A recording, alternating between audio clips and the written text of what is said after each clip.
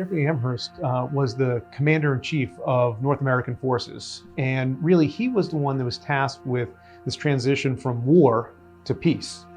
And he's a central figure in the coming of the American Revolution, though often overlooked for that reason, because Amherst was the one who started to enact new policies. And these were the policies that upset colonists, but also really upset Native American groups, some of whom were allied with the British, some of whom who had been allied with the French, and who the British should have wanted to try and create stronger alliances and trading relationships with, because they're trying to avoid war.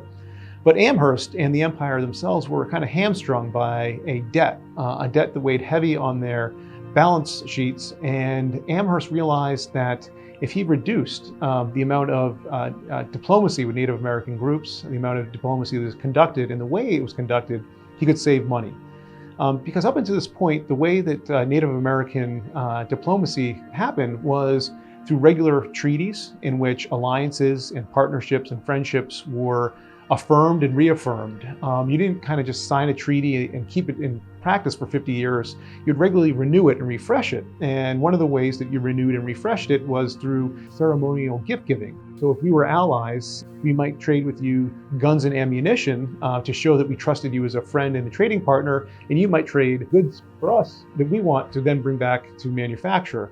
And so after 1763, Amherst saw that the British Empire had conquered North America. He did have that type of mentality, but he also had kind of the financial realities that were pressing on him.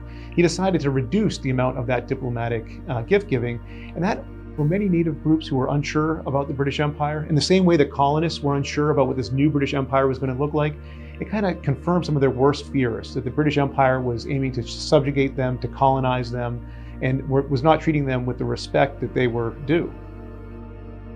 Click the subscribe button below and the bell icon to get notifications for new videos about George Washington and behind-the-scenes work at Mount Vernon.